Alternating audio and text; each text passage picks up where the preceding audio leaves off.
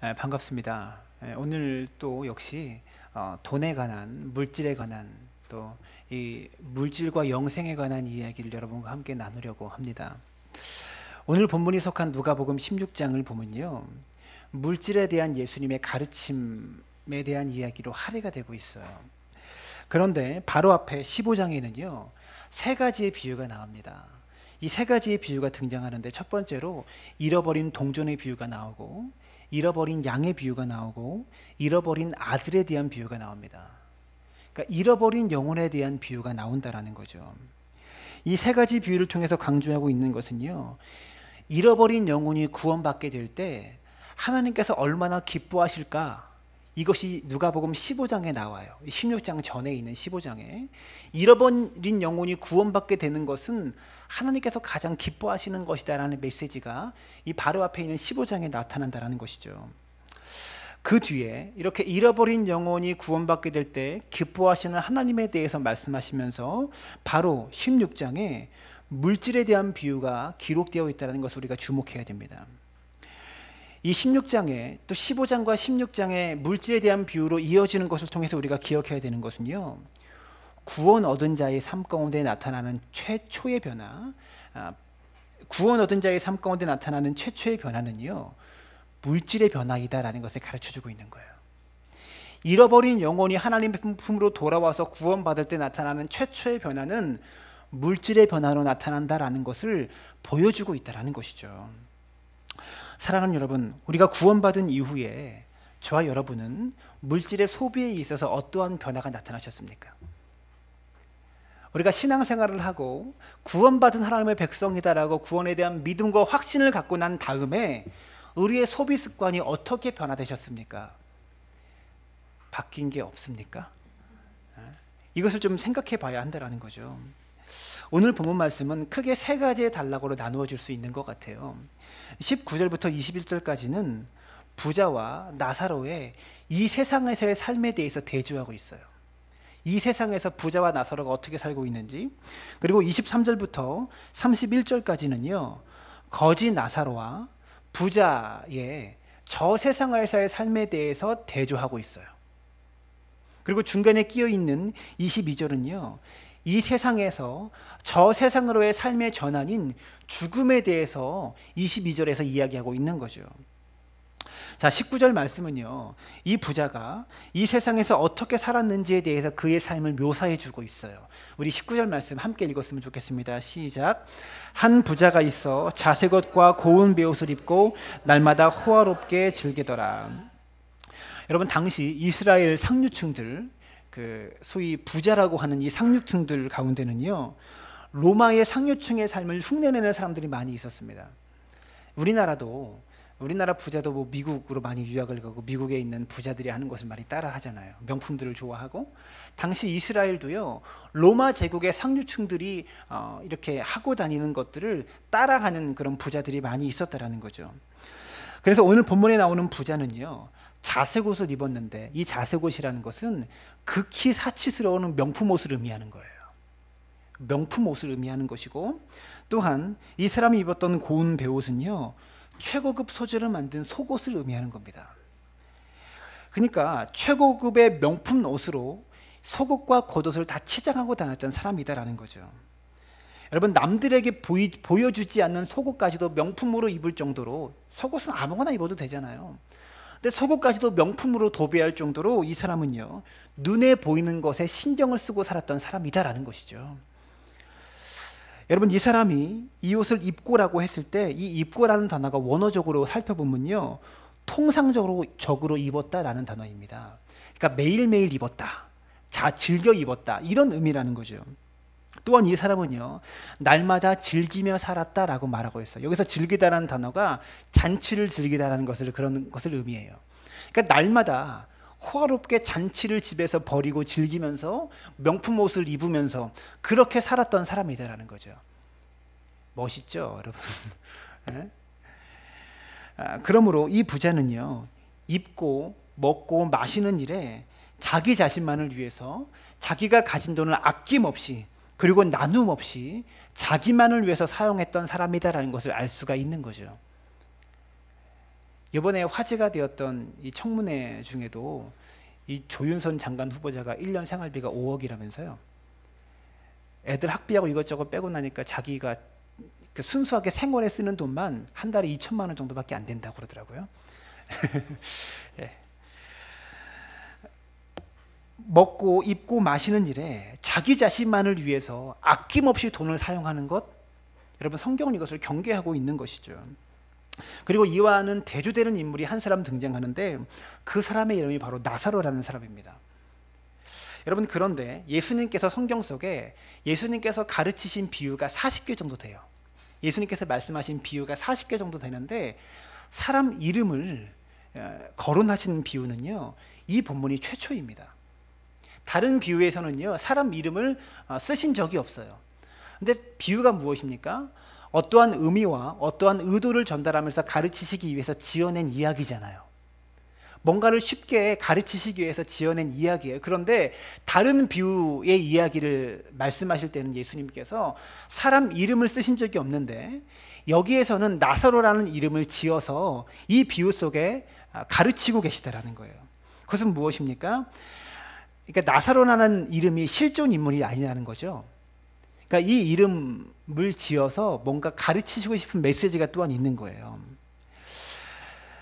여기서 나사로라는 이름의 뜻은요, 나사로는 히브리 말로 아자르라고 합니다. 그런데 그 이름의 뜻이 무엇이냐면 하나님께서 도우시는 사람이라는 뜻입니다. 나사로라는 이름의 뜻이 하나님께서 도우시는 사람이다라는 뜻이에요. 여러분, 그런데 부자와 거지 나사로, 이 두 사람을 딱 놓고 비교해 봤을 때 어떠한 사람이 하나님께서 도우시는 사람일 것 같아요? 부자를 당연히 하나님께서 도우시는 사람이라고 생각하죠. 근데 거지 나사로한테, 거지 생활을 하고 있는 사람한테 이름을 주시는데 하나님께서 도우시는 사람이다라는 이름을 붙여주신 거예요, 예수님께서. 뭔가 예수님께서 전달하시고 하시는 의도가 있다라는 거죠. 하나님께서 전혀 돕고 있지 않는 사람처럼 보이는 거지 나사로에게 하나님께서 도우시는 사람이다라는 이름을 붙였다는 것은요, 잔인한 농담처럼 느껴지기도 한다라는 거죠. 여러분, 그런데 흥미로운 것은요, 이 본문 속에 부자의 이름은 이 비유에 등장하지 않아요. 근데 나사로라는 사람의 이름만 등장하고 있다는 거예요. 여러분, 세상은 어떻습니까? 부자의 이름만 기억해요. 길거리에 있는 거지의 이름을 기억하는 사람은 전혀 없어요. 거지는 어쩌면 무덤에 자기 이름도 새기지 못하고 죽을지도 몰라요. 그런데 오늘 이 본문 속에서 부자의 이름은 등장하는데 부자의 이름은 등장하지 않는데 거지의 이름은 등장하고 있다는 것입니다. 이것은요, 통산적인 관행, 세상에 생각하는 보편적인 관행을 예수님께서 깨트리고 계시다라는 거예요. 이것은 이 세상에서의 삶이 저 세상에서는 역전될 수 있다는 것을 복선으로 예수님께서 까시고 이야기에 시작하고 있다는 것입니다. 저 세상에서는요, 부자의 처지와 거지의 처지가 바뀔 수 있다는 것을 우리에게 말씀해주고 있다는 겁니다. 사랑하는 여러분, 부자는요, 저 세상 속에서 자기가 가지고 있는 모든 것들을 다 빼앗기게 될 것이며 부자의 이름은 생명책에 기록되어 있지 않고 이 거지의 이름은, 나사로라는 이름은 하늘나라 생명책에 그 이름 석자가 실명으로 기록되어 있다는 것을 하나님께서 말씀하고 있다는 것입니다. 이 말씀을 통해서 저와 여러분이 깊이 생각해야 되는 것은 인생의 진정한 의미와 진정한 가치가 어디 있는지, 그리고 그 가치와 의미를 찾아 우리가 어떻게 살아가야 되는지, 이것을 생각해야 됩니다. 여러분, 이것은요, 철학자들이 고민해야 될 문제가 아니고요, 그리스도인들이 깊이 생각해야 될 문제예요. 인생의 진정한 가치와 진정한 의미가 어디에 있는지, 그리고 그 가치와 의미를 찾아서 우리가 이 땅에서 어떻게 살아가야 되는지 오늘 본문에 부자와 거지 나사로의 비유를 통해서 우리가 발견할 수 있게 되기를 주님의 이름으로 축원합니다. 그런데 나사로의 문제는요, 이 나사로가 거지였다라는 사실만이 아니라 이 나사로가 아주 심각한 질병을 가지고 있었다는 데 있습니다. 거지였다라는 것뿐만이 아니라 매우 심각한 질병을 이 나사로가 가지고 있어요. 20절 후반절을 보시면 이 나사로라는 거지가 이렇게 말합니다. 헌대투성이로 그의 대문 앞에 버려진 채, 이렇게 말하고 있어요. 헌대투성이. 헌대투성이라는 말이 뭐냐면 뭐 옷이 헐었다 이런 의미가 아니라 우리가 피부가 헐었다라는 표현을 쓰죠. 뭐 코가 헐었다, 입이 헐었다 이런 표현을 쓰죠. 그런 것과 마찬가지로 온 몸의 피부가 다 헐어서 피고름 덩어리다라는 그런 의미를 담는 말이에요. 그러니까 통증 때문에 다 온 피부가 다 헐어서 통증 때문에 눕지도 못하고 앉아있지도 못하고 서 있지도 못하는 아주 고통스러운 상황 속에 이 거지가 빠져 있다는 것을 의미한다라는 것이죠. 여러분, 길거리에 내팽개쳐진 거지잖아요. 얼마나 더러운 것에 많이 노출되어 있었겠어요. 씻지도 못했겠죠. 여러분, 종기 나보신 적 있습니까? 종기 하나만 나도 얼마나 아파요. 저는요, 이 입만 조금 헐어도요 너무나 괴로워요. 한 일주일 가는데 너무나 괴롭더라고요. 나사로는요 온 몸이 이렇게 다 헐어 있었고 고름으로 덮여 있었던 그런 사람이었다라는 거죠. 그래서 몸을 어떻게 가누지도 못하고 서 있을 수도 없고 그나마 누워 있는 게 편한데, 성경은 말하고 있지 않지만 아마도 어떤 사람들이 나사로의 뭐 가족이나 친척이나 친구들이나 이런 사람들이 나사로를 데려다가 부잣집 앞에 던져 넣었다가, 어쩌면 동료 거지들이, 몸을 제대로 가눌 수 있는 다른 거지들이 부잣집 앞에 나사로를 던져 놓았다가, 그래서 20절에 버려진 채라고 표현하고 있죠. 그랬다가 낮 동안에는 부잣집 앞에서 구걸하는 신세였다가 밤에는 그곳에서 데려와서 자기의 거처에서 잠을 자는 이런 생활을 반복하고 있었던 거지였다라고 추측할 수가 있을 겁니다. 이 나사로에게 간절한 소망의 한 가지가 있었는데요. 그 소망이 무엇이냐면, 부자의 상에서 떨어지는, 잔치를 치르고 있는 부잣집에서 떨어지는 음식물의 부스러기를 먹는 것이 이 나사로의 소망이었어요. 그런데 그 소망이 충족되지가 않아요. 이것이 나사로의 간절한 소망이었는데요, 그 소망이 충족되지가 않았다라는 거죠. 여러분, 마태복음 15장 27절을 보게 되면 가나안 여인이 등장하는데요, 이 가나안 여인이 예수님께 뭐라고 말하냐면, 개들도 주인의 상에서 떨어지는 부스러기를 먹나이다 라고 말해요. 개들도 주인의 상에서 떨어지는 부스러기를 먹습니다 라고 말합니다. 여러분, 당시 중동 지방의 개들은요, 우리가 집에서 키우는 애완견이나 뭐 집 앞을 지키는 뭐 그런 뭐 경비견으로 쓰고 있는 그런 개들을 보면 어떻게 합니까? 집에서 먹다 남은 음식을 개에게 주죠. 당시 고대 근동 지방에도 집에서 키우는 개들이 있었어요. 그 개들에게 주인이 먹다 남은 음식을 주었다라는 거죠. 이런 개들에게 주인을 밥을 줍니다. 이 비유 속에도 개가 등장해요. 이 부잣집에도 아마 주인이 키우는 개가 있었을 거예요. 경비견이 있었을 거나 애완견이 있었을 겁니다. 그러면 이 부자가 잔치하고 남은 음식을 개에게 주었을까요? 아니면 이 집 앞에 있는 거지 나사로에게 주었을까요? 개에게 주었죠. 거지 나사로에게 잔치에서 남은 음식을 갖다 줬다 그러면 동네 거지를 다 모일 거예요. 이 집 앞으로. 그래서 거지한테는 줄 수 없어도 자기 집 개한테는 남은 음식을 주고 있는 거죠. 구걸하고 있는 나사로에게 먹다 남은 음식이 같겠냐라는 겁니다. 그래서 남은 음식이 개한테는 가는데 이 거지 나사로한테는 남은 음식이 갈 수가 없는 것입니다. 문 앞에서는요, 거지 나사로가 기다리고 있는데, 음식을 다 간절히 기다리고 있는데, 문 안에서는 부자들이 잔치를 벌이고 있다라는 거죠. 그러니까 나사로는요, 개만도 못한 취급을 받으면서 지금 거지 생활을 하고 있는 것입니다. 근데 본문을 보다 보니까 나사로의 모습이 얼마나 처량한지, 이 개들이요, 주인이 주는 음식을 먹고 난 후에 나사로의 고름을 핥고 있었다고 본문은 말하고 있어요. 21절입니다. 21절 다 같이 읽습니다. 시작. 그 부자의 상에서 떨어지는 것으로 배불리려 하매 심지어 개들이 와서 그 헌대를 핥더라. 부자가 주는 음식을 배불리 먹었던 개들이 이제 찾아와서 나사로의 고름을 지금 핥고 있는 상황이다라는 거죠. 여러분, 이런 상황은요, 참 비참하고 비극적인 상황입니다. 여러분, 이보다 더한 비참함이라는 것은 상상도 하기 힘들어요. 그 정도의 비참함인 것이죠. 사랑하는 여러분, 저는요, 이와 같은 본문의 묘사들을 보면서 이것이 비단 예수님의 비유 속에만 존재하는 이야기일까라는 생각을 하게 됩니다. 이것이 우리가 살고 있는 삶의 현실과 무관하지 않아요. 우리의 삶 가운데도 이런 일이 일어나고 있습니다. 저와 여러분의 집에서 키우고 있는 개만큼도 먹지 못하고 살고 있는 사람이 이 세상의 지천입니다. 우리 삶의 주변에 지천이 없을 것 같죠? 여러분이 집에서 키우는 애완견만큼도 먹고 있지 못하고 사는 사람이 분명히 있다라는 거예요. 우리가 이것을 기억해야 되는 것입니다. 여러분, 나사로가 매일 같은 자리에 서 있었지만 부자가 벌이는 잔치를 즐기려고 사람들이 고운 옷을 차려입고 나사로에게는요, 눈길 한번 안 주고 이 부잣집으로 들어갔을 거예요. 그런데 22절을 보게 되면 이 부자와 이 거지 나사로의 죽음을 간결하게 말하고 있습니다. 22절 함께 읽습니다. 시작. 이에 거지가 죽어 그 천사들에게 받들려 아브라함의 품에 들어가고 부자도 죽어 장사되면. 죽음이라는 것은요, 부자에게도 찾아오고 거지에게도 찾아옵니다. 부자의 부귀영화도 끝이 나고 거지의 궁핍한도 끝나는 날이 온다라는 거죠. 전도서 3장 20절과 21절에 다 흙으로 말미암았으므로 다 흙으로 돌아가나니 다 한 곳으로 가거니와 인생들의 혼은 위로 올라가고 짐승의 혼은 아래 곧 땅으로 내려가는 줄을 누가 알랴, 이렇게 말하고 있습니다. 다 흙으로 말미암았으므로 다 흙으로 돌아가나니 라고 말하고 있다는 거예요. 이것은요, 불변하는 진리입니다.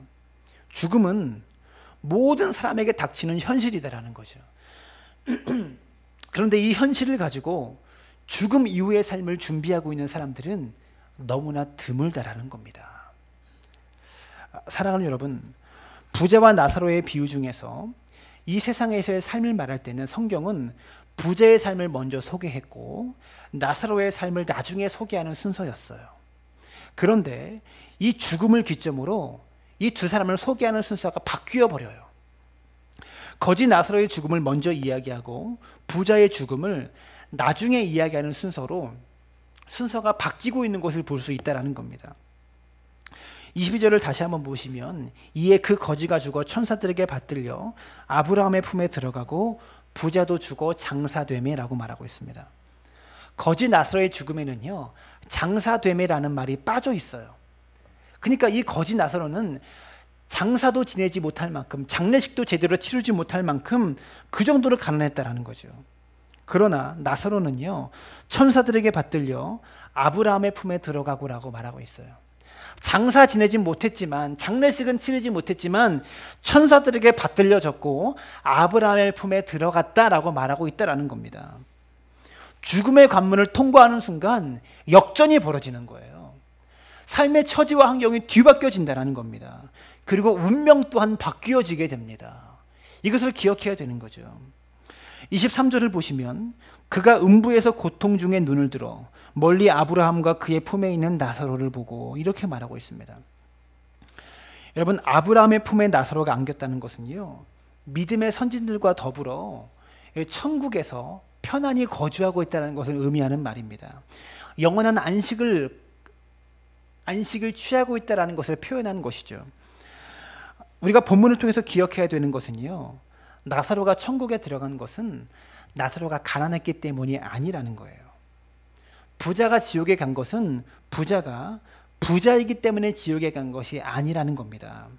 그러면 나사로는 왜 천국에 갔고 부자는 왜 지옥에 갔는가? 이것을요, 누가복음 16장 13절에서 그 정답을 이야기해 주고 있어요. 함께 읽습니다. 시작. 그 집 하인 두 주인을 섬길 수 없나니 혹 이를 미워하고 저를 하거나 혹 이를 중히 여기고 저를 경히 여길 것임이니라. 너희는 하나님과 재물을 겸하여 섬길 수 없느니라.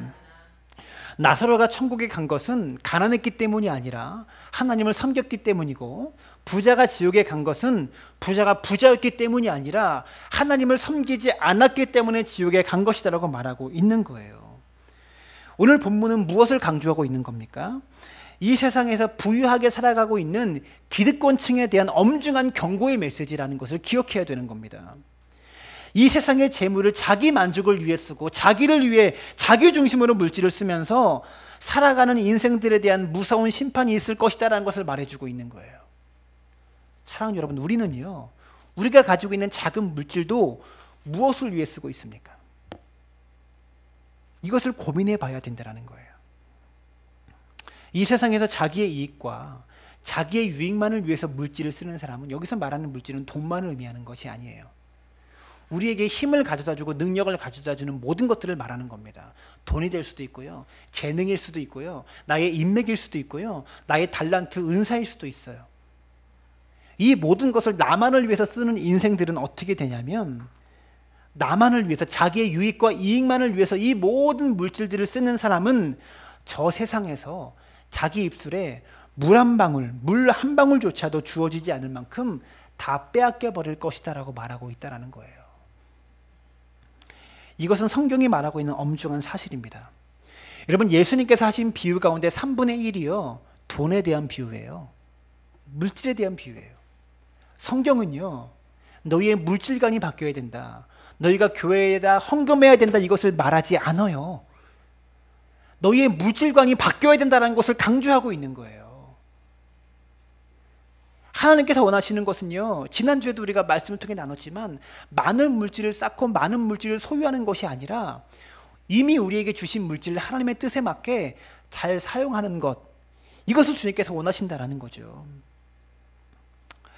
기독교는요, 재물에 대해서 매우 중요하고 엄중하게 다룹니다. 물질을 죄라고 말하지 않습니다. 육체를 죄라고 말하지 않아요. 하나님께서 우리에게 물질을 주신 이유는요, 이 물질을 잘 사용하라고, 바르게 쓰라고 주셨다는 것을 기억할 수 있기를 바랍니다. 여러분, 사람이요, 물질을 쓰는 것을 보게 되면, 여러분이 물질을 사용하는 것을 보게 되면, 이 사람이 어디에 속한 사람인지, 이 사람이 어디로 가려는 사람인지, 이 사람이 어떠한 사람인지 알 수 있어요. 무슨 말입니까? 즉, 물질 씀씀이 그 사람의 소비 습관을 보면 그 사람이 어떤 사람인지 다 알 수 있다는 거예요. 여러분, 사람에 대해서 알 수 있는 가장 객관적이고 정확한 지표는 그 사람의 물질 사용입니다. 즉, 소비 습관입니다. 그것을 보면 사람을 다 알 수 있다는 겁니다. 우리의 소비 습관이 회개하지 않고 입술로만 회개한다고 하는 것은 거짓 회개입니다. 우리의 소비 습관과 우리가 얻는 영생, 우리가 얻는 구원과 매우 밀접하게 연관되어 있다는 것을 성경은 가르치고 있다는 거예요. 영생과 소비 습관이 연관되어 있다고요. 여러분, 인생은 선택입니다. 무슨 선택일까요? 매일매일 돈을 어디 쓸 건지에 대한 선택이에요. 인생의 길을, 두 가지 갈림길에서 인생의 길을 선택하는 것, 내가 가지고 있는 물질을 그 길을 향해서 쓰겠다는 것을 의미하는 거죠. 인생의 어떤 가치를 발견하는 것, 내가 가지고 있는 돈과 재물과 물질을 그 가치를 위해서 사용하겠다는 것을 의미하는 거죠.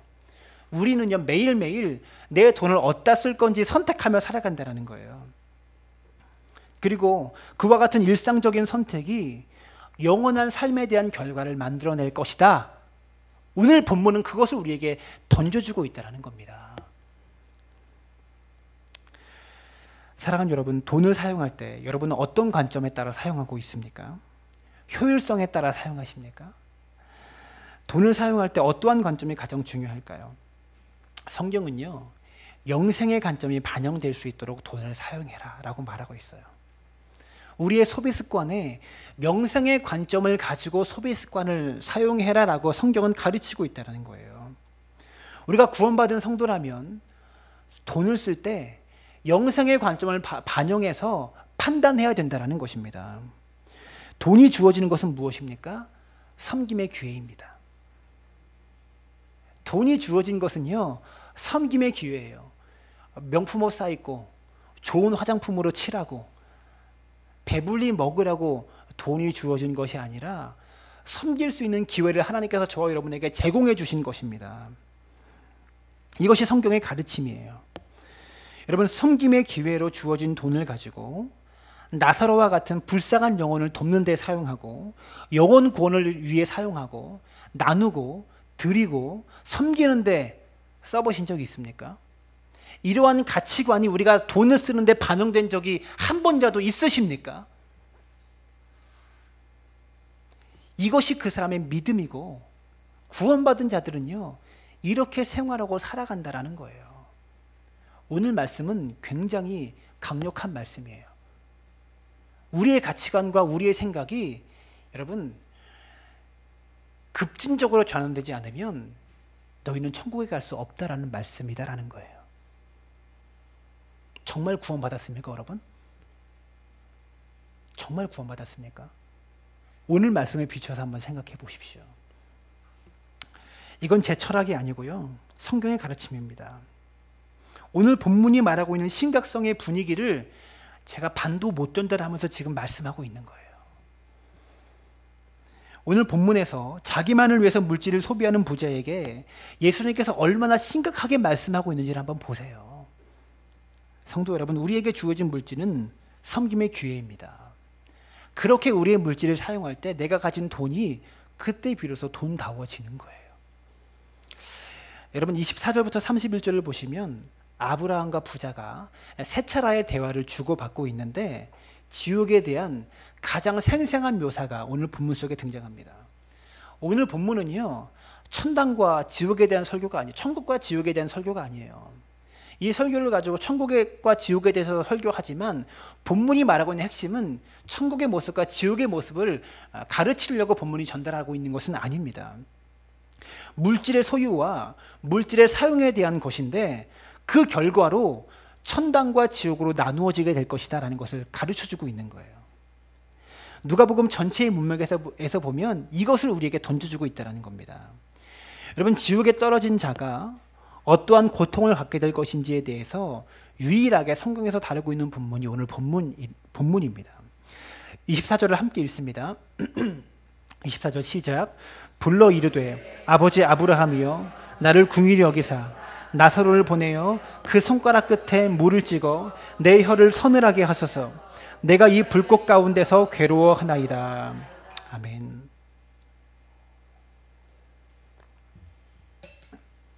지옥에 떨어진 이 부자가 아버지 아브라함이여 라고 부릅니다. 이것은 무엇입니까? 아버지 아브라함이여 나를 긍휼히 여기소서라고 불러요. 이것은 무엇입니까? 자기가 긍휼을 입어야 될 조건이, 하나님 앞에 긍휼을 입어야 될 조건이 자신의 혈통이다라는 것을 말하고 있어요. 지옥에서 내가 아브라함의 자손이고 혈통이므로 내가 구원을 얻어야 됩니다. 긍휼함을 입어야 됩니다라고 지금 이 부자가 호소하고 있다라는 겁니다. 우리는 혈통으로 천국에 가는 것이 아닙니다. 우리가 유대인이라서 구원을 받는 것이 아닌 것처럼 모태 신앙이라고 천국 가는 것이 아니고, 우리가 책가방 들고 교회 왔다 갔다 한다고 교회에서 신앙생활 하고 있다고 천국에 가는 것이 아니라는 거예요. 하나님의 아들 예수 그리스도를 믿음으로 말미암아, 그 십자가의 희생과 헌신과 그 피 흘림을 믿음으로 말미암아 우리가 천국에 가게 되는 것이고 구원을 얻게 되는 것입니다. 성도 여러분, 이 부자가 긍휼히 여겨주소서라고 요청하는 것은 옳은 것입니다. 바른 거예요. 그런데 늦은 것입니다. 너무 많이 늦은 거예요. 나를 긍휼히 여겨주소서라고 말했어요. 즉 나를 도와주소서라고 지금 요청하고 있는 거예요. 하나님, 나를 도와주소서. 여러분, 그런데 나사로라는 이름의 뜻이 뭐라고 말했습니까? 하나님께서 도와주시는 자.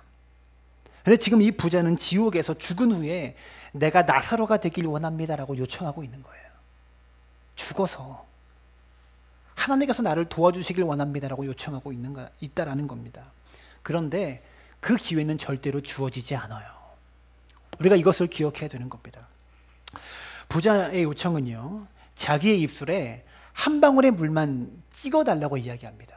한 방울의 물만 자기 입술에 떨어뜨려 달라고. 근데 이것은 언어적으로 보면요, 반어법이에요. 문자 그대로 해석하면 안 돼요. 반어법입니다. 한 방울의 물이 아니라 내 목마름이 완전히 해결될 수 있을 정도의 물을 주세요 라고 지금 그것을 이야기하기 위해서 반어법으로 쓰고 있는 거예요. 문학적인 표현이에요. 내 고통을 조금만 경감시켜 달라는 것이 아니라 이 고통에서 완전히 벗어나게 해달라는 강력한 표현이다라는 거죠. 그러면 이와 같은 부자의 요청에 대한 하나님의 반응을 우리가 보기 전에 이 부자의 교만함과 이기심에 대해서 우리가 먼저 살펴볼 필요가 있어요. 이 부자가 아브라함과 3번 대화를 합니다. 근데 3번 대화를 하는 동안에 아브라함과 함께 있는 나사로와 대화를 합니까, 안 합니까? 안 해요. 이 땅에 있으면서도 나사로를 한 번도 거들떠 보지도 않았어요. 자기 집에서 기르는 개만도 못한 취급을 하면서 한 번도 거들어 보지도 않고 대화도 시도조차 안 했을 거예요. 부자는요, 살아있는 동안에 나사로에게 무관심했는데 죽어서도 나사로에게 무관심해요. 심지어 1절에 사과도 없이 나사로를 보내서 내 입술에 물을 찍어달라고 나사로를 부리려고 합니다. 나사로를 자기 종처럼 부리려고 하고 있는 거죠. 뿐만 아니라 27절에 보시면 나사로를 내 아버지의 집으로 보내소서라고 말해요. 이렇게 말하면서 나사로를 죽어서도 나사로를 자기 부하처럼, 자기 종처럼, 자기 밑에 있는 사람처럼 시키려고 하고 다루려고 하고 있다는 거예요. 이것은 부한자들의 계급 의식이 뼛속까지 스며들어 있음을 보여주고 있는 거예요. 죽어서도 나사로를 부릴 수 있다고 지금 이 부자는 생각하고 있는 것입니다. 여러분, 그런데 오늘 본문에서 나사로는요, 한마디 말도 안 해요. 단 한마디의 말도 하지 않아요. 부자가 이 세상에서 살 때 자기에게 했던 그 어떤 행동도 나사로는 1절 말하지 않아요. 이 침묵이 엄청나게 강력한 메시지를 던져주고 있는 거예요. 그리고 부자가 지옥불에 고통당하는 것을 보면서 나사로는 고소해하지도 않고요. 살았을 때 무지했던 부자가 죽어서도 자기를 하찮게 여기면서 이렇게 해라 저렇게 해라 하고 있을 때 그것에 대해서 놀라지도 않고 항의하지도 않고 부자의 모습을 보고 고소하지도 않습니다. 이것이 나사로의 천국에서의 성품이에요. 그런데 이것이 천국에서만의 성품일까요? 아까 이 부자가 이 세상에서의 성품, 이 세상에서 나사로를 대했던 모습과 죽어서 나사로를 대했던 모습이 똑같아요. 그렇죠? 그렇다면 천국에서 지금 부자의 모습을 보고 고소해하지도 않고 어떠한 반응도 아주 온유하게 침묵을 지키고 있는 나사로의 모습은요, 이 땅에서도 똑같다라는 거예요. 여러분의 성품을 한번 생각해 보세요. 여러분의 성품은 구원받을 만한 성품입니까? 구원받았다고 말할 수 있어요? 구원이라는 것은요, 간단히 말하는 게 아니에요.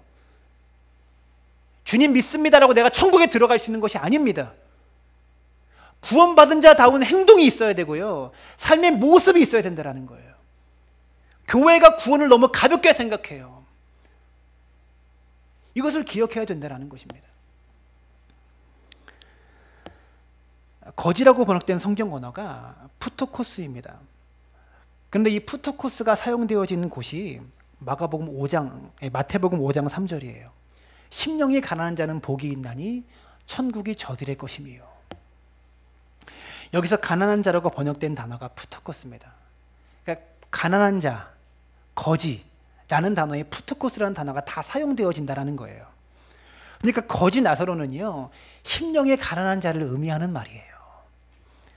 그는 굶주렸고 고름이 온몸에 찼고 자신의 운명을 결정지을 수 없는 사람이었고, 개들에게는 먹이가 던져져도 자기 자신에게는 음식 한 덩이도 던져지지 않는 사람이었고, 심지어는요, 개들이 자신의 상처를 핥는 상황 속에서 살아가고 있는 그런 사람이었다라는 거죠. 그런데 이 푸토코스, 심령이 가난한 사람이었기 때문에 천국에 갈 수 있었다라는 거예요. 심령이 가난한 사람, 이 사람은요, 겸손한 사람을 의미합니다. 나보다 남을 낮게 여기는 사람, 더 높게 여기는 사람을 의미한다라는 거예요. 나사로는 이런 성품을 가지고 있었다라는 것이죠. 사랑하는 여러분, 내가 구원받았을 것이다, 너무 단정짓고 맘 놓고 살아가지 마십시오. 그래서 교회가 이 모양인 거예요. 여러분, 나사로, 하나님께서 도우시는 자, 이것은 매우 역사적인 진리입니다. 이런 나사로와 같은 삶의 상황 속에서 신앙을 지키고 믿음을 지키는 것은 하나님께서 나사로 하지 않으시면, 하나님께서 도우지 않으시면 불가능한 것입니다. 우리가 아무리 역경을 겪었어도 나사로와 같은 역경을 겪는 사람은 없을 거예요. 이 정도 비참함을 겪는 사람은 없을 것입니다. 그런데 우리가 또 기억해야 될 사실이 있어요. 본문 25절과 26절에 보시면 이 세상에서의 삶과 저 세상에서의 삶이 밀접하게 연관되어 있다는 것을 말하고 있어요. 그런데 여기서 구렁텅이가 등장해요. 26절에 너희와 우리 사이에 큰 구렁텅이가 놓여 있어 여기서 너희에게 건너가고자 하되 갈 수 없고 거기서 우리에게 건너올 수도 없게 하였느니라. 이렇게 말하고 있습니다. 천국과 지옥에서 서로 건너갈 수가 없대요. 여기서 구렁텅이라고 말하는 단어가 카스마라는 단어인데, 이것은 우주적인 간극을 말합니다. 우주적인 거리를 말해요. 절대로 갈 수 없다라는 거예요. 지옥에서 천국으로 절대로 갈 수 없다라는 겁니다. 여러분, 지옥은 영원한 형벌의 장소입니다. 영원히 빠져나올 수 없는 곳입니다. 다시 기회가 없어요. 사랑하는 여러분, 지옥은 무서운 곳입니다. 지옥에 대한 무서움을 우리가 깨달아야 천국에 대한 소망을 가질 수 있게 되는 거예요. 우리가 믿든지 믿지 않든지 지옥은 실제하는 곳입니다. 예수님을 믿지 않게 되면 저와 여러분은 지옥에 가게 될 것이고, 지옥에서 다시는 나올 수 없도록 우주적인 간격 속에서 다시는 나올 수 없는 곳에서 영원한 형벌을 받게 될 것입니다. 여러분, 본문 27절과 28절을 함께 읽었으면 좋겠습니다. 시작. 이르되 그러면 아버지여 구하노니 나사로를 내 아버지의 집에 보내소서. 내 형제 5이 있으니 그들에게 증언하게 하여 그들로 이 고통받는 곳에 오지 않게 하소서.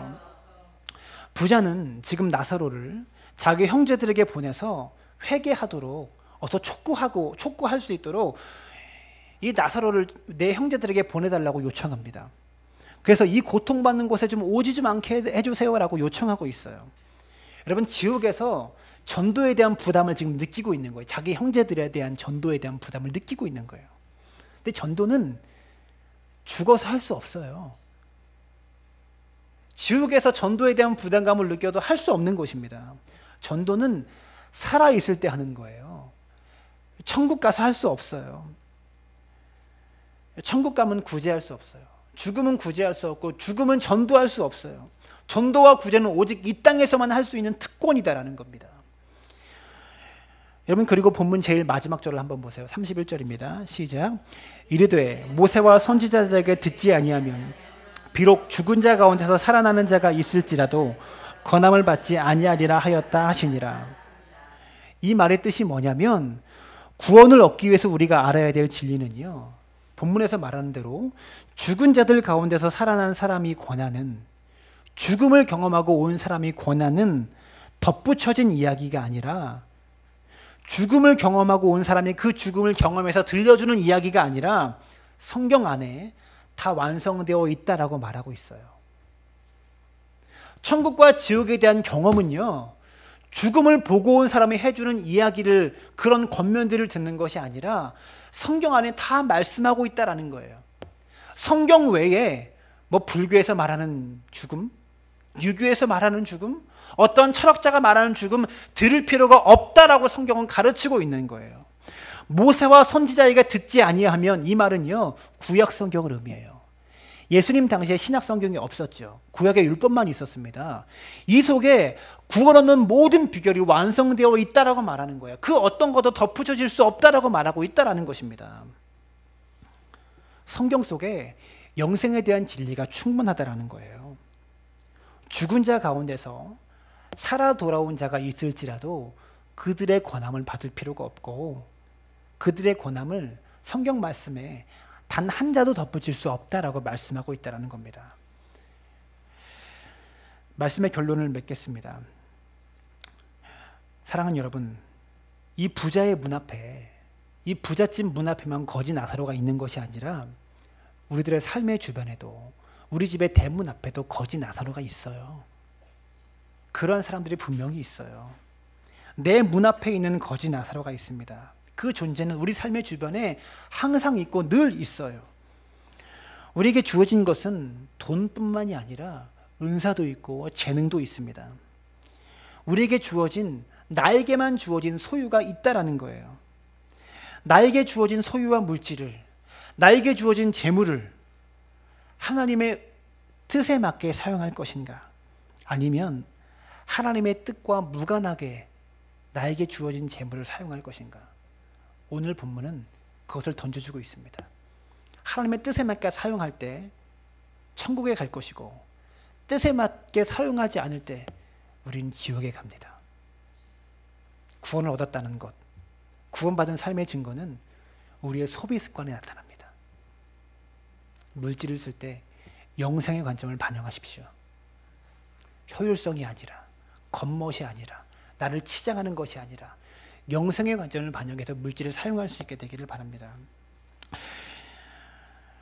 세상 물질에 집착하고 나의 삶의 문 앞에 있는 나사로를 무시하면 그 배경에는 어쩌면 천국과 지옥을 믿지 않는 것이기 때문에 나사로를 무시하는 삶을 살고 있다고 말할 수도 있는 것입니다.